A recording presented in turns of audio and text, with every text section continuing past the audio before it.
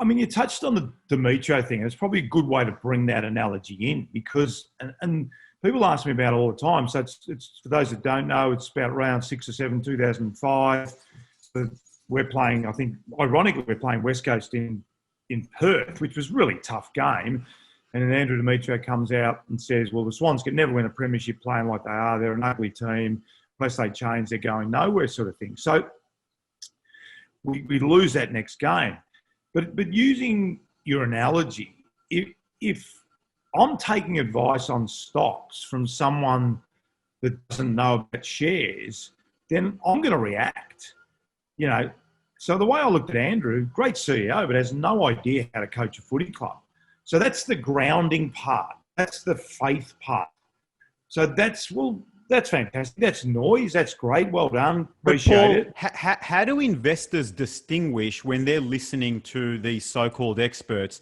I mean, if you're listening to the CEO of the AFL, any reasonable person would assume that they've got some knowledge in footy.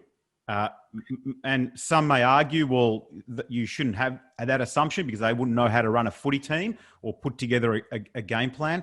But how do investors, because footy supporters were listening in on the day, listening to someone like Andrew Demetrio say what he said, it is no different to putting on Sky News or the ABC or whatever it is, and whoever's sitting or standing there talking about what's going on, because there is a clear distinction between what Andrew Demetrio is talking about and what is going on inside the club rooms at the Sydney Footy Club.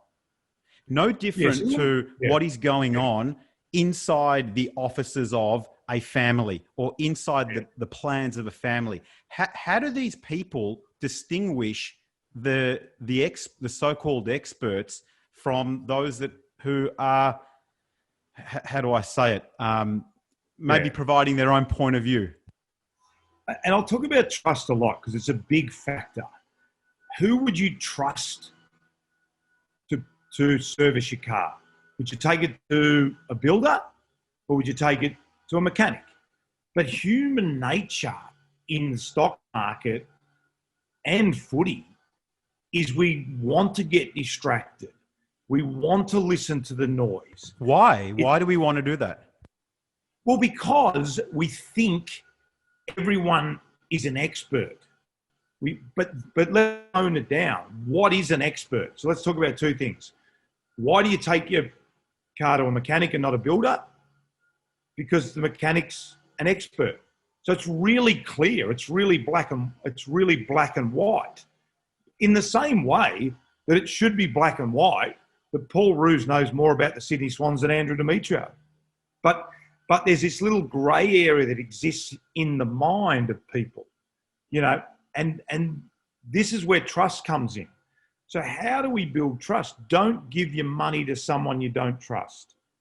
All right. And this is really hard. Don't hand the keys to your footy club to someone you don't trust. Really difficult to do because through the process of interviewing, et cetera, but that's the essence of how you build a high-performing team and how you stay grounded as an investor or a supporter. You know, and unfortunately, in the industries that you're in the industry I've been in, the media loves to create noise. There's no headline in, please keep your shares, don't panic, everything will be okay. That's not a headline, is it? There's not a headline in Paul Roos knows exactly what he's doing, relax. That is not a headline.